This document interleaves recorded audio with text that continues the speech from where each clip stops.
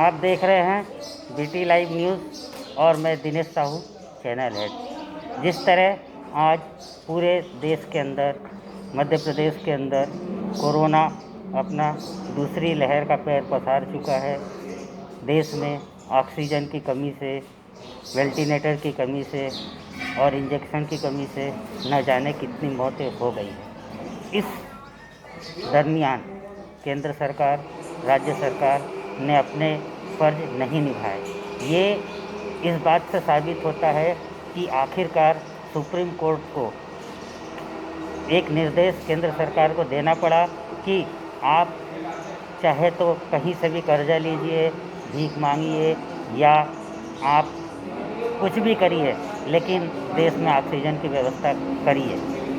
उसके बाद केंद्र सरकार की नींद खुली और केंद्र सरकार ने ऑक्सीजन की व्यवस्था करने के लिए, वैक्सीन की व्यवस्था करने के लिए, इंजेक्शन की व्यवस्था करने के लिए अपने हाथ पैर मारने प्रारंभ किए। इसके पहले केंद्र सरकार क्या कर रही थी, उसकी क्या जिम्मेदारी थी, इससे केंद्र सरकार को कोई लेना देना नहीं था। इसके पहले केंद्र सरकार, मध्य प्रदेश की राज्य सरकार चुनाव में व्यस्त थी। मध्य प्रदेश और भारत के इतनी जनता एक तरफ और चुनाव केंद्र सरकार और राज्य सरकार के लिए एक तरफ था। आप एक तरफ देखिए कि केंद्र सरकार 5 राज्यों के चुनाव में, रैलियों में व्यस्त थी और मध्य प्रदेश की राज्य सरकार दमोह विधानसभा के चुनाव में व्यस्त थी। मध्य प्रदेश के स्वास्थ्य मंत्री दमोह विधानसभा का चुनाव करा रहे थे और यहाँ प्रदेश की जनता ऑक्सीजन, वेंटिलेटर की कमी से मर रही थी। इसके बाद ये स्थिति थी शमशानों की कि शमशान में शव जलाने के लिए लकड़ियाँ तक नहीं थी। जब ये विभीषिका पूरे देश में चल रही थी, तब हमारे देश के प्रधानमंत्री और हमारे मध्य प्रदेश के मुख्यमंत्री चुनाव में व्यस्त थे। इस तारतम्य में मध्य प्रदेश कांग्रेस कमेटी के प्रवक्ता श्री दुर्गेश शर्मा ने राष्ट्रपति से और सुप्रीम कोर्ट से ये मांग करी है कि देश के अंदर राष्ट्रपति को अपना अधिकार का प्रयोग करके, राष्ट्रपति को इंटरफेयर करके देश के अंदर स्वास्थ्य सेवाओं में राष्ट्रपति शासन लगाना चाहिए। स्वास्थ्य सेवाओं में एक आपदा घोषित कर देना चाहिए और स्वास्थ्य को आपदा के अंतर्गत लेते हुए स्वास्थ्य में राष्ट्रपति शासन लगाते हुए और स्वास्थ्य राष्ट्रपति को इसको अपने नियंत्रण में लेना चाहिए, क्योंकि देश की स्वास्थ्य व्यवस्था पूरी तरह से चरमरा गई है और अभी भी कोरोना की तीसरी लहर देश के अंदर आने वाली है।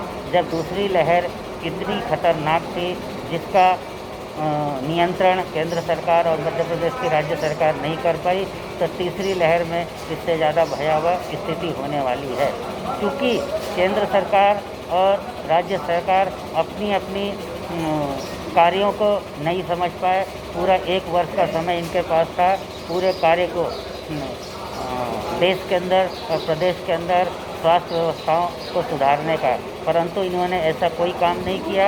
और जब दूसरी लहर की भयावह स्थिति पूरे देश के अंदर आई, तब भी ये चुनाव में व्यस्त रहे। इन्हें अपना कर्तव्य या देश की जनता की जान की नहीं पड़ी थी।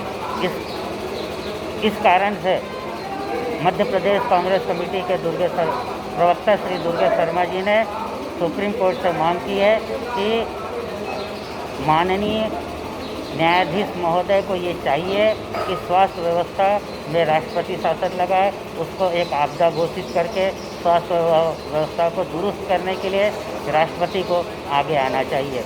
आइए देखते हैं एक रिपोर्ट। अंततः चुनाव की विभीषिका सामने आ ही गई। आज मैंने मेरी बहन खोई है, मेरा भाई खोया है। देश में ऐसे कितने लोग हैं, कितने साथी हैं। आज मानवी चौहान जी का निधन हुआ, मनोज सिंह राजपूत जी पत्रकार महोदय, आज उनका निधन हुआ।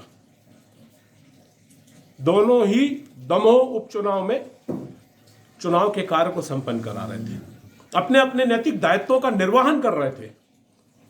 वे अपने नैतिक दायित्वों का निर्वहन कर रहे थे, पर जो सत्ता संभाल के बैठे हैं, सत्तानीसीन,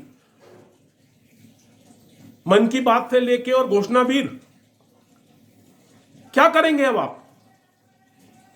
क्या कर लेंगे आप? इस तरह की त्रासदी, इस तरह की घटनाएं प्रतिदिन सुनने को, देखने को मिल रही हैं। आज भी देश में कई प्रांतों में नगरीय निकाय और नगर पालिका और ग्राम पंचायतों के चुनाव हो रहे हैं। क्यों? उत्तर प्रदेश में अभी 4 दिन पहले ही उपचुनाव, पंचायत चुनाव हुए। ड्यूटी में सरकारी कर्मचारी भी आप लगाते हैं और जनता को वोट डालने के लिए भी आप बुलाते हैं। आप प्रचार के लिए भी जाना पसंद करते हैं, बड़ी बड़ी सभाएं भी करते हैं। आखिर कब तक भारत के आम इंसान के जीवन से खिलवाड़ करते रहेंगे? कब आप इन खिलवाड़ों को बंद करेंगे? आपसे ये सब नहीं संभल रहा है। अपना अपना पद छोड़ दें। राष्ट्रपति महोदय से उम्मीद करता हूं कि राष्ट्रपति शासन देश में लगा दें, नहीं तो स्वास्थ्य सेवाओं पे लगा दें, पर उन पे भी मुझे अब भरोसा नहीं बचा। इसलिए न्यायपालिका से अनुरोध करता हूं कि देश के अंदर स्वास्थ्य सेवाओं को आपात की स्थिति में लिया जाए और तत्काल प्रभाव से उसके संचालन के लिए एक व्यवस्थित निर्णय लेते हुए एक सिस्टमेटिक दायित्वों का निर्वहन करने वाले लोगों को बैठाया जाए, ना कि केवल घोषणावीर या मन की बात करने वाले ऐसे कामों को देखने की बात करें।